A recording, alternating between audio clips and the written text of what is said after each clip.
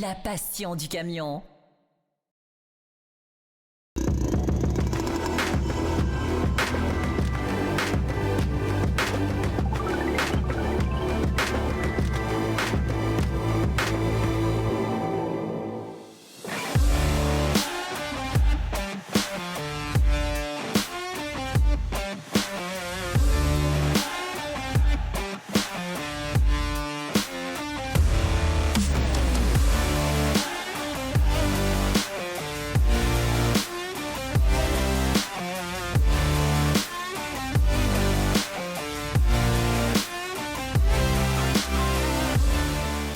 Bonjour à tous, nous voici de retour sur les réseaux sociaux et les coulisses des essais France Route. Vous connaissez ce mois-ci le 500S, donc c'est la grande cabine chez Scania. On a déjà passé plusieurs modèles de cette nouvelle gamme super. On va voir ce que le 500 a dans le ventre sur le parcours Rhône-Alpes.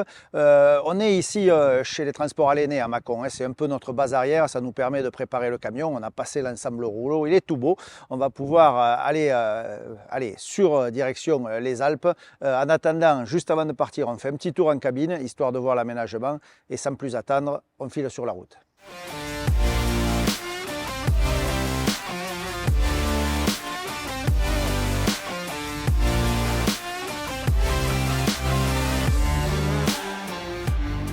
Allez, on passe à l'intérieur. Alors déjà, la montée dans la cabinesse, eh bien, il y a 4 marches, comparé à l'AR où on en a 3. Ici, on en a 4, tout simplement parce qu'on est positionné bien au-dessus. Et on voit qu'on a un plancher plat, donc on a un volume un petit peu supérieur à la cabinaire, bien que je précise, les coffres, c'est exactement la même chose. C'est vraiment que le tunnel moteur qui change. Position de conduite, on ne va pas en faire des caisses. On sait que Scania reste une référence. Le tableau de bord, je ne vais pas non plus en faire des caisses, puisqu'il y a déjà eu quelques articles à ce sujet-là. C'est bien dommage que Scania n'ait pas franchi le pas vers le monde numérique comme certains, mais d'un autre côté, il n'y a rien à dire. La qualité de finition est là. Bon, ici, on a volant cuir, c'est le cuir. Donc évidemment, on est dans un 500 R, S et S. C'est vrai que c'est la cabine un peu plus luxueuse. Alors ici, il y a quelques options. Évidemment, toujours le traditionnel, frigo, tiroir. Côté couchette, là, on a un très beau matelas avec sommier à latte. Ça, c'est plutôt pas mal. Alors, vous connaissez l'astuce, je vous l'ai déjà montré. Il y a certains modèles qui ont la couchette qui s'agrandit.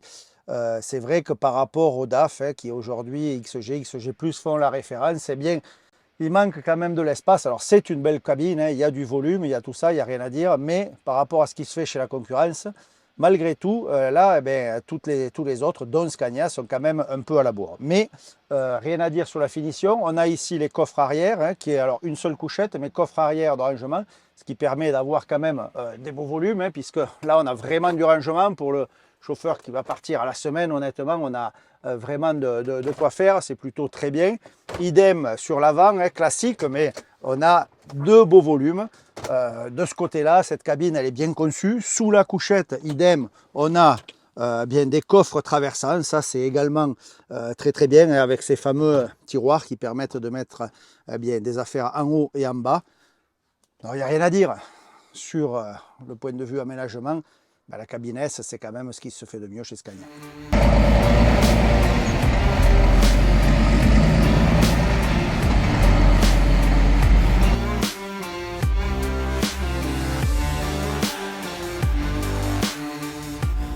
Nous voici donc maintenant sur la route avec ce R500. Bien, la position de conduite, elle est identique à celle des Scania que l'on connaît. C'est pas parce que vous avez une cabine S que la position est différente que le R. Idem pour les coffres, on a exactement le même aménagement. La seule chose, comme je vous ai expliqué tout à l'heure, la seule chose qui différencie un R d'un S, c'est la hauteur de positionnement de la cabine et donc la hauteur de plancher. Ici, on a un plancher plat. Mais en tout cas, en sensation de conduite, on s'y sent bien. C'est vrai qu'on est un peu plus haut perché et pour l'autoroutier, c'est bien. Ma préférence, elle est sur le R, mais ça, c'est des convictions personnelles. Le S fait aussi également très bien le boulot. Moi, ce qui me surprend avec ce camion, alors je vous rappelle, configuration technique, nouveau moteur 13 litres, donc le fameux super, le bloc 6 cylindres en ligne, et c'est important de le préciser, parce que quand je vais parler des régimes moteurs, c'est juste hallucinant. associé à la nouvelle transmission G33. Rappelez-vous, dans l'essai que nous avons publié précédemment sur le 460, c'était la petite G25, ici c'est la G33. Peu importe, le concept est le même et l'étalement des vitesses est exactement identique. Vous savez qu'il y a sur ce Scania 12 rapports plus ce fameux 13e rapport, cet overdrive. Et là, sur la première partie où nous nous trouvons, je rappelle, entre Mâcon, Bourg-en-Bresse en direction de Genève, sur la 40, il y a pas mal de faux plats. Et bien là, c'est juste surprenant. On a un rapport de pont de 2,31. Lorsque je suis à 85, puisque je rappelle, sur nos essais, nous roulons à 85, non pas pour l'économie de carburant, mais pour pas être gêné avec les autres véhicules, c'est-à-dire que nous doublons les matières dangereuses et les autres nous doublent de façon à être le plus neutre possible, et ça fait 30 ans que ça dure. Donc 85 km/h. Lorsque je suis en 12e, c'est-à-dire où il accroche, je suis à peine à 1060 tours par minute. Et dès qu'il se met en overdrive, il vient de passer à l'instant le camion, là je suis à 830 tours minute. C'est-à-dire je suis à 85 km/h sur le 13e rapport et je suis à 830 tours minute. C'est juste bluffant parce que c'est clair qu'à ces régimes-là, la consommation, elle va évidemment être impactée à la baisse. On verra tout à l'heure les résultats, mais en tout cas, ce qui est sûr, c'est que ça fonctionne. Alors évidemment, reste aussi le mode roue libre, ce fameux éco-roll, et dès qu'on a une petite descente, eh bien là, le camion s'y met aussi. Là, carrément, c'est 500 tours minute, il se laisse glisser. On voit que ce système de prédictive, il est vraiment hyper pointu, et on n'a surtout aucune baisse de régime. À aucun moment le camion s'assoit. Alors vous l'entendez pas parce que le camion est tellement silencieux, mais il le fait au moment où je vous parle. 12, 13, 12, 13, mais on n'a aucun ressenti, on n'a pas de baisse. C'est lui qui s'ajuste automatiquement et clairement, ça va avoir un effet bénéfique sur la consommation. Autre point à souligner sur ce 500S, le maintien dans la voie. Vous savez que de plus en plus de véhicules sont équipés de cette option qui permet via un module électrique de garder une assistance à la direction et donc avec les radars de ligne blanche de maintenir le camion. Auparavant ça sonnait où on avait une indication. Aujourd'hui les camions modernes vont plus loin et viennent corriger les petites erreurs d'inattention. Si on se laisse aller, eh bien tout simplement le camion va doucement revenir dans sa voie. Alors ça a quand même un intérêt au vu du nombre de fourgons percutés sur les autoroutes. On se doute bien que ça peut quand même avoir un certain point positif. Alors le chef de file de cette technologie, c'est réellement Mercedes. On ne va pas se le cacher, c'est vraiment Mercedes qui a été précurseur et qui, à mon sens, a le système le plus effectif. Volvo est pas mal aussi, et Scania y vient. C'est plutôt une nouveauté. C'était pas dans l'ADN des Scania de faire ça. Donc les nouveaux en sont équipés. C'est moins violent, je dirais que c'est beaucoup plus souple que sur le Mercedes, par exemple, mais ça fonctionne. C'est vrai qu'on voit si on a une petite baisse d'attention, eh bien le camion va corriger. Et si on reste inattentif, on est une alerte évidemment qui nous dit de reprendre la main sur le véhicule. C'est plutôt pas mal. Alors même si c'est parfois un peu désagréable, il faut l'avouer, c'est parfois, comme sur peut-être votre voiture, vous pouvez aussi avoir ce genre de système. Mais je pense que sur l'ensemble, ça doit éviter quand même pas mal de désagréments.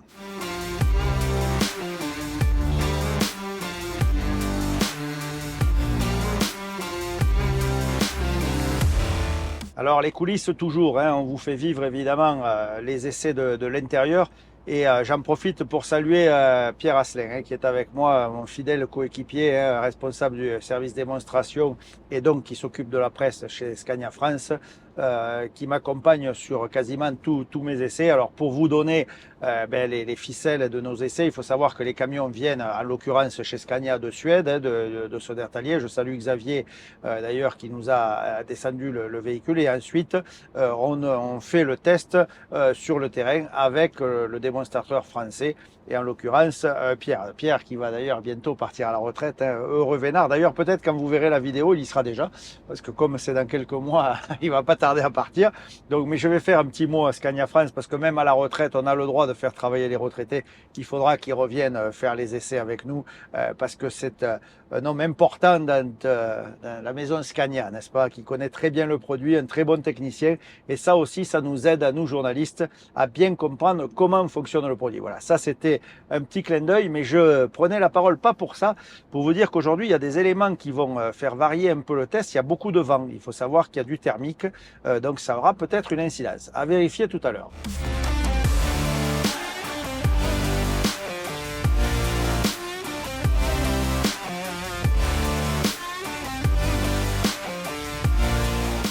Ce camion est carrément impressionnant dans les côtes, hein. On a passé déjà le col de Seigne, là le col des Vires. On voit que le couple, bien, il est présent hein, sur ce 500 chevaux, mais 2650 Nm de couple, ceci de 900 tours à 1320. Et on voit que c'est justement dans cette zone. Vous voyez là, je suis 57 km/h, 1200 tours sur le 10e rapport. On voit qu'il est en plein, on voit que ça force. Franchement, il en a dans le ventre. Juste pour vous donner un petit indice, sur le col de Seigne, on est été à 5 secondes du 560 Scania. Donc autant vous dire qui respire ce 500.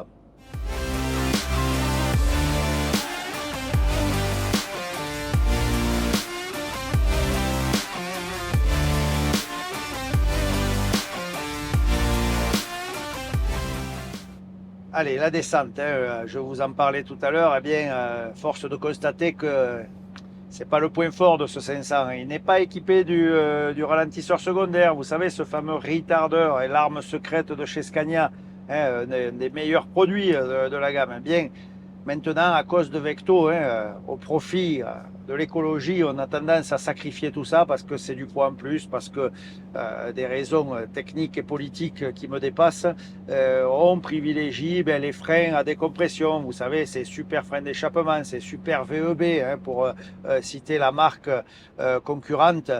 Tout le monde est un peu pareil. On l'a vu chez DAF, on l'a vu chez Volvo, on le voit maintenant chez Scania. Donc chez Scania, on vous l'a expliqué lors de l'essai du 460, c'est ce CRB. Hein.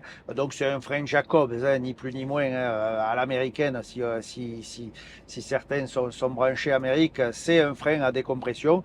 Alors c'est efficace, mais pas autant que le ralentisseur secondaire, hein. Il est clair que ça a ses limites, on le voit, ça ralentit le camion, mais au bout d'un certain temps, eh bien, ça ne suffit pas. Et évidemment, on prend de la vitesse et il faut actionner le frein principal. Ça, avec un retardeur, jamais on y touchait. Voilà, c'est le point faible de ce camion. Alors évidemment, hein, tout le monde n'est pas en permanence dans les Alpes à 40 tonnes, mais il fallait quand même le noter.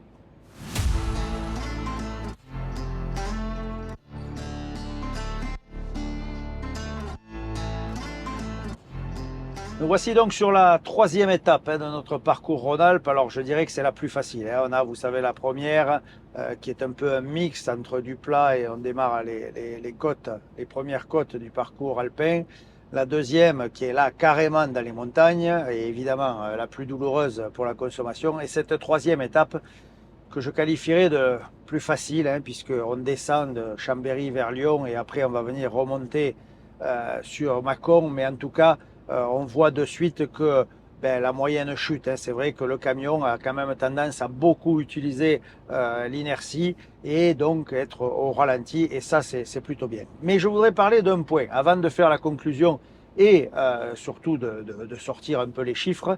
Il y a quand même un chapitre où ce Scania, eh bien, il bat beaucoup d'autres. On a eu des records de consommation avec certains véhicules d'autres marques où c'était carrément pas glamour à conduire. Je le marque, hein, j'ai pas la langue dans ma poche. Vous savez très bien que je le dis et je le marque noir sur blanc sur le papier. Parfois, on fait des belles consommations, mais qu'est-ce que c'est ennuyeux à conduire. Il n'y a pas de sensation, c'est mou, ça rame et ça fait pas des bons chronos parce que la moyenne horaire, il faut aussi en parler.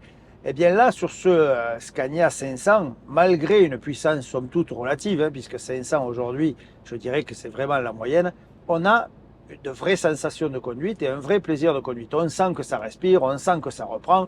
On a parlé du couple tout à l'heure, dans les côtes, il s'en sort plutôt bien.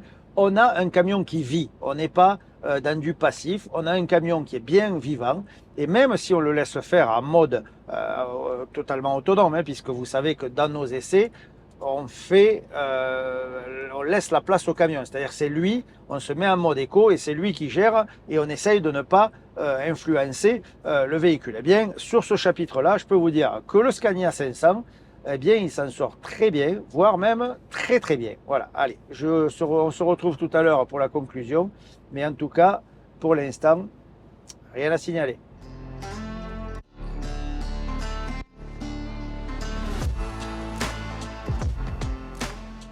Allez, nous voici à la conclusion donc de cet essai Rhône-Alpes, ce nouvel essai Rhône-Alpes avec ce 500S. Eh bien, ma foi, c'est plutôt pas mal du tout. Parce que si on regarde les chiffres, on sort de la station, là, du coup, on vient se reposer ici et j'ai tous les chiffres en main. Là, avec les chronos, on a l'ordinateur de bord en plus et les résultats avec la consommation, l'état moyen. Et on s'aperçoit eh bien, que ce 500, il n'a pas peur des côtes. Hein. Clairement, il a fait des résultats dans les côtes quasiment aussi bons que le 560. Donc, on peut se poser des questions. Il y a une histoire de rapport de pont aussi qu'il faudra regarder. Tous ces détails, évidemment, je vous les donnerai dans le magazine. Je ne vais pas vous donner le chiffre final de consommation. Il est bon. C'est peut-être pas le meilleur, mais en tout cas, il est très bon. Aujourd'hui, ça se joue dans un mouchoir de poche. Les détails, les fiches techniques, tous les résultats dans le magazine. Quant à nous, on se retrouve très bientôt sur les réseaux sociaux. Bonne route à vous, soyez prudents. À très vite.